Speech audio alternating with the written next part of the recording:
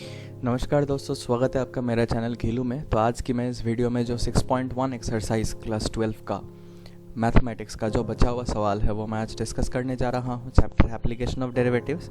तो आ जाते हैं 11वीं सवाल पे। यहाँ पे बोला है कि एक particle moves along the curve. एक कर्व है जिसका अलोंग एक पार्टिकल जा रहा है, कर्व दिया हुआ है।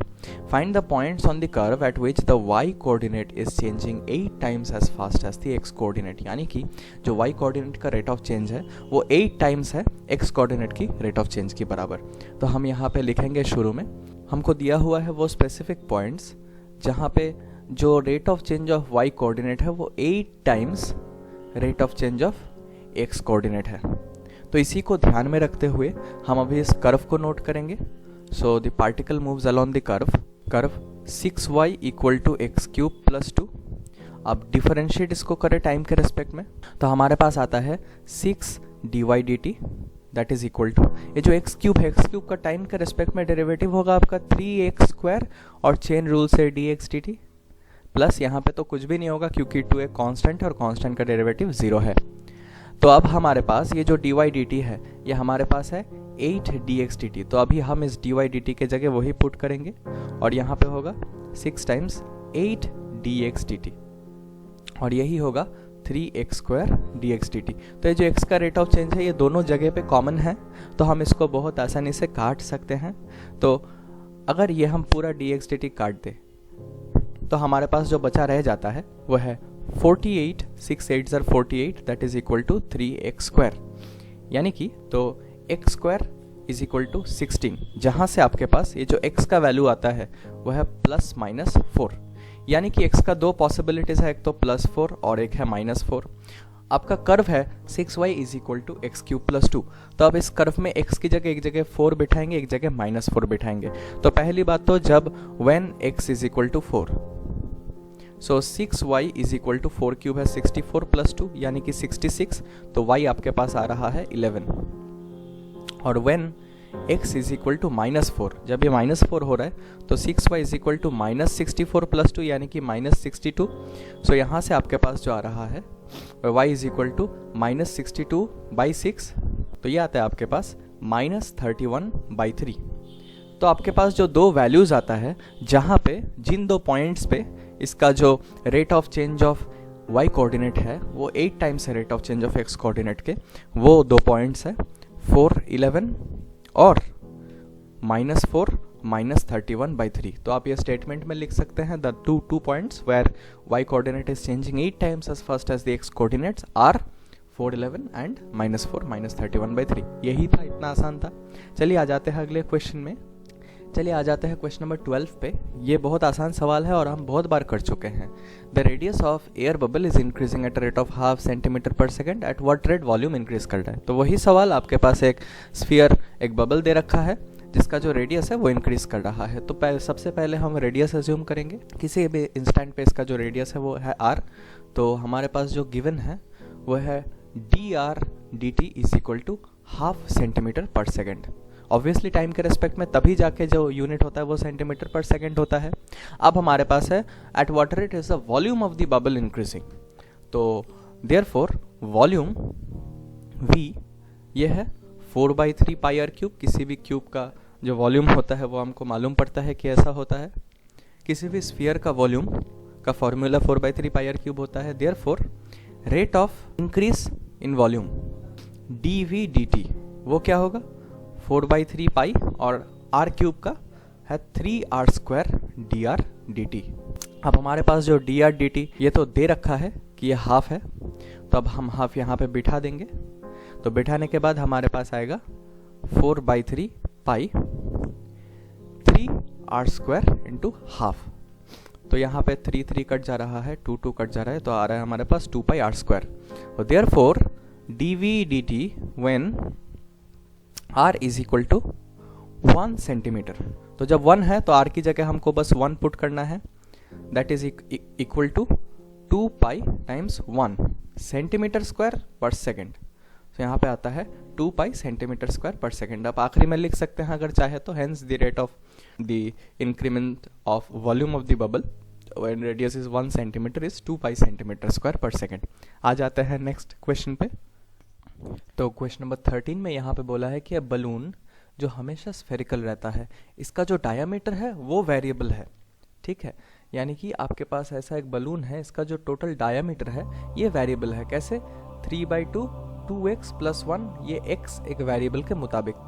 ये पूछा है कि find the rate of change of its volume with respect to x। अब पूछा है कि ये जो स्फीयर है इसका वॉल्यूम का रेट ऑफ चेंज बताओ x के रिस्पेक्ट में।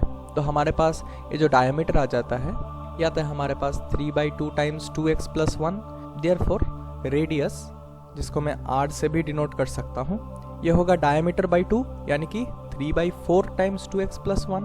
अब हमारे पास जो वॉल्यूम होगा, हेंस v = 4/3 πr³। हर एक स्फीयर का वॉल्यूम ऐसा होता है। तो अब क्या होगा? अब होगा हमको dv/dx निकालना है, dv/dx या फिर निकालना है।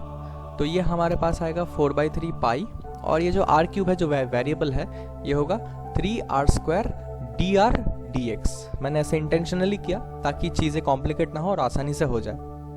तो dr/dx, यहाँ से dr/dx हम आसानी से निकाल सकते हैं। ये होगा 3/4 × 2 × 1 + 0, यानी कि सिंपली 3/2। यही होगा आपका dr/dx। तो जब r को हम रिप्लेस कर देंगे ये वैल्यू के साथ, तब ये फाइनलाइज होके ये जो बन जाएगा वो है 4/3 पाई × 3r², यानी कि 3/4 2x + 1 whole square times dr/dx होगा 3/2। तो 3 कट जाएगा, 4 यहाँ पे कट जाएगा ऐसे। तो आप ऐसे ही इसको अगर पूरा फाइनली सिंप्लीफाई करके लिखना चाहेंगे तो ये आपके पास आएगा, ये होता है 27/8। 8 चूँकि यहाँ पे जो 4 है ये 4 रह जाता है क्योंकि ये स्क्वायर है, तो हम अगर काटेंगे तो ये रह जाएगा। तो आता है हमारे पास जो फाइनल आंसर वो है 27/8 पाई × 2x + 1 का होल स्क्वायर। आशा करता हूँ ये आपको बहुत ही सिंपल लगा।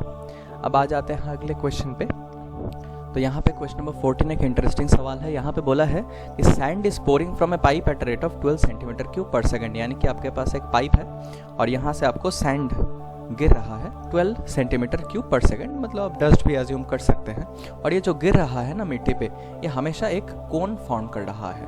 ऐसा कोन ही फॉर्म करता है। कोई भी डस्ट अगर ऐसे गिरता है तो अब जानते हैं ये नॉर्मल डेली लाइफ एक्सपीरियंस से। नेक्स्ट यहाँ पे बोला है कि the following sand forms a cone on the ground in such A way that the height of the cone is always 1/6 of the radius of the base. तो जब ही हमारे पास एक कोन है तो उस कोन का एक तो होगा हाइट और एक होगा ये जो बेस का रेडियस। तो यहाँ पे बोला है कि हमेशा जो हाइट है वो रेडियस का 1/6 रह रहा है। ये रिलेशन हमारे पास दे रखा है, हमेशा ऐसा ही हो रहा है। नेक्स्ट पूछा है सवाल में, how first is the height of the sand cone increasing when the height is 4 cm। अब चूंकि हाइट बढ़ रहा है, टाइम के रेस्पेक्ट में बढ़ रहा है, तो कुछ तो रेट होगा इंक्रीमेंट का। तो यहाँ पे आपको पूछा है कि वही रेट ऑफ इंक्रीमेंट क्या है बताओ, rate of increment of height क्या है बताओ जब हाइट 4 cm है। चलिए हम इसका सोल्यूशन ढूंढ लेते हैं। सो हम पहले एज्यूम करेंगे let the radius of the cone r और हाइट h। अच्छा, इसी के साथ हमारा जो गिवन डेटा है वह h = 1/6 ऑफ r, यानी कि जो रेडियस है वो 6h के बराबर है। अच्छा, अब हमारे पास ये जो वॉल्यूम है, therefore volume of cone v = अब कोन का वॉल्यूम आप जानते हैं कि ये होता है 1/3 πr²h, हमेशा ये होता है। अब since r = 6h, v = 1/3 π6h² times h। तो यानी कि ये तो 6² 36 हो जाएगा, 36/3 हमारे पास 12 आ जाएगा। तो 12 πh³ यह है वॉल्यूम। क्यों मैं सब h के टर्म्स में लाया? क्योंकि हमारे पास सब कुछ हाइट के टर्म्स में ही पूछा है। हाइट कितनी तेजी से बढ़ रहा है, जब हाइट 4 cm है तो रेडियस को हटा देना ही सबसे बेहतर होगा यहाँ पे।